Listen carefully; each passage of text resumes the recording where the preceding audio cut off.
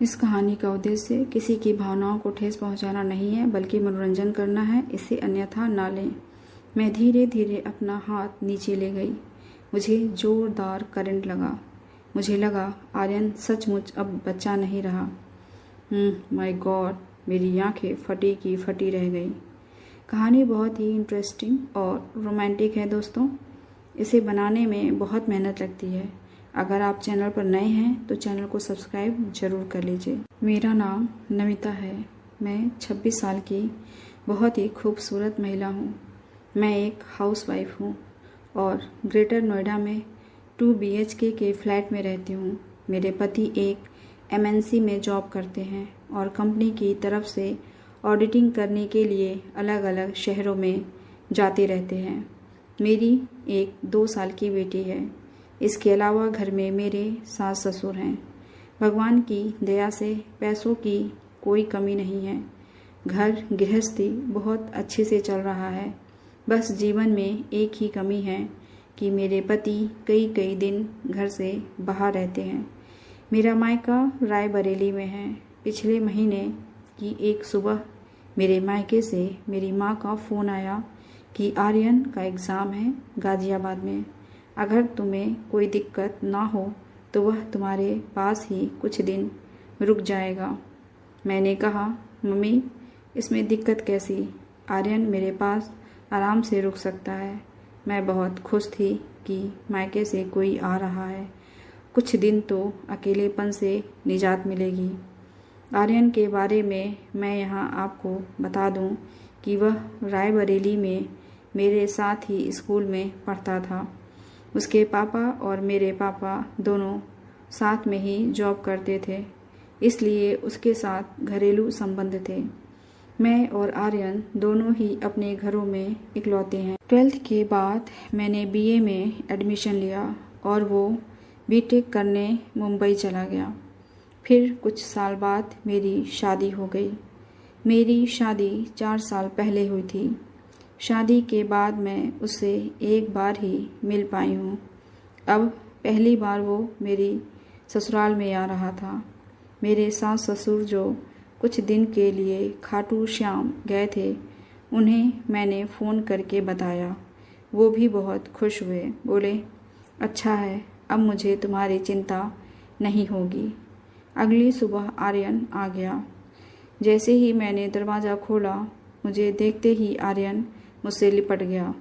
मैंने कहा, आर्यन तू तो मुझसे भी लंबा हो गया है, लेकिन तेरा बचपना नहीं गया। आर्यन ने मेरी बेटी को गोद में ले लिया। इस बीच मेरी बेटी आर्यन से बहुत घुल मिल गई। आर्यन फ्रेश होने के लिए चला गया। मैंने चाय बनाई और दोनों चाय पीते हुए बातें करने लगे। पुरानी बातों को याद करके हम दोनों ही बहुत खुश हो रहे थे। फिर मैं घर के कामों में व्यस्त हो गई और वो आराम करने लगा। रात को 9 बजे डिनर हम दोनों ने साथ में ही किया और सोने की तैयारी करने लगे। मैंने कहा, आर्यन तुम मेरे बेडरूम में ही सो जाओ। मेरा बेडरूम काफ़ी बड़ा है और स्कूल के टाइम की बात करेंगे। आर्यन बोला, ठीक है, जैसा तुम कहो। डबल बेड पर एक कोने पर मैं लेट गई, एक कोने पर आर्यन लेट गया और बीच में मेरी बेटी। आर्यन मेरी बेटी के साथ खेलने लगा। मैंने कहा, आर्यन अब कल खेलना, लाओ इसे मैं सुला देती हूँ। थोड़ी देर में मेरी बेटी सो गई। हम लोग स्कूल के दोस्तों की बातें करने लगे, कौन कहाँ है, क्या कर रहा है, वगैरह वगैरह। थोड़ी देर में आर्यन को नींद आने लगी और बोला, अब मैं सो रहा हूँ। मैंने लाइट बंद कर दी और नाइट लैम्प जला दिया। आर्यन सोते हुए बहुत अच्छा लग रहा था। गोरे गोरे गाल और उसके पतले पतले होंठ, इतना काफ़ी था मुझे भटकाने के लिए। मैंने अपनी बेटी को किनारे किया और आर्यन की बगल में लेटकर उंगलियां बालों में फिराने लगी। शायद वो गहरी नींद में था, इसलिए हिला भी नहीं। मुझे उस पर बहुत प्यार आ रहा था।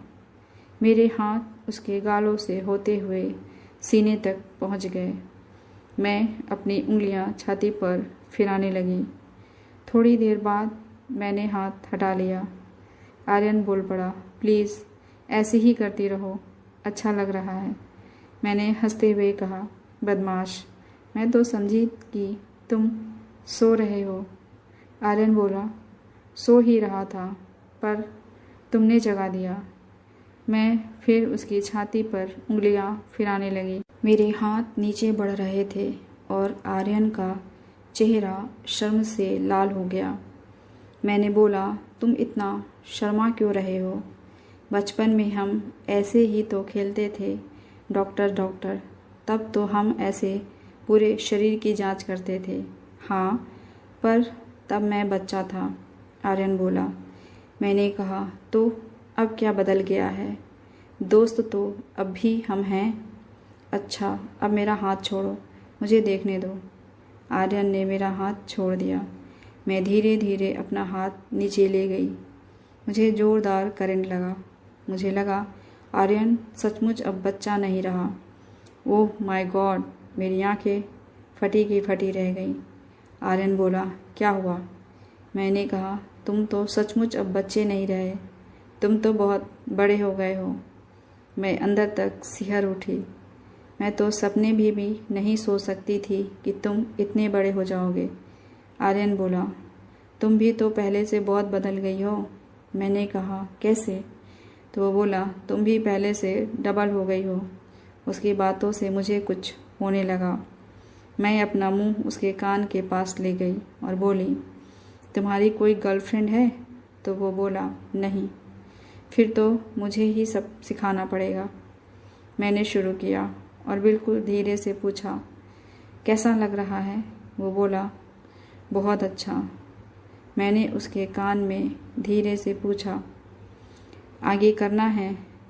आर्यन का चेहरा एकदम लाल हो गया, एकदम चुप। मैंने फिर पूछा। इस बार वो बोला, मुझे कुछ नहीं आता। मैंने कहा, कोई बात नहीं। उसे बहुत शर्म आ रही थी। आर्यन मेरा गोरा शरीर देखकर बोला, तुम तो बहुत सुंदर हो। फिर वो सहलाने लगा। मेरे अंदर आग लगने लगी। कई दिनों से मैंने आनंद नहीं लिया था। आर्यन की शर्म अब कम हो गई थी। सहलाते हुए बोला, ये तो कमाल के हैं, तुम्हारी तो बिल्कुल हीरोइनों के जैसी हैं। अब खेल शुरू हो चुका था। मुझे बड़ा मज़ा आने लगा। मेरा मन आतुर हो उठा। मैंने बोला, देखो आर्यन, अब यह शर्म वरम छोड़ दो, जो करना है जल्दी से करो। मैंने आर्यन को सीधे लिटा दिया और कहा, अब मैं तुम्हें मज़ा देती हूँ। आर्यन के बदन में झुरझुरी सी दौड़ गई। मैंने कहा, परेशान मत हो, थोड़ी देर में बड़ा मज़ा आएगा। दोनों पसीने से तरबतर हो गए। मेरा शरीर कांपने लगा। थोड़ी देर बाद हम दोनों ही निढाल हो गए। आर्यन, इतना मज़ा तो आज तक कभी नहीं आया। तुम बहुत अच्छे हो, आर्यन बोला। मैं भी आज बहुत खुश हूँ। मैं तो कभी सपने में भी नहीं सोच सकता था कि ऐसा कभी होगा। मैंने हंसते हुए कहा, आर्यन, सच में आज तूने वो मज़ा दिया है जिसे मैं कभी नहीं भूल पाऊँगी। फिर हम दोनों फ्रेश होकर सो गए। 4 दिन आर्यन मेरे घर पर रुका। चारों दिन हम दोनों ने खूब एंजॉय किया। कैसी लगी आपको ये कहानी? कमेंट करके ज़रूर बताइएगा।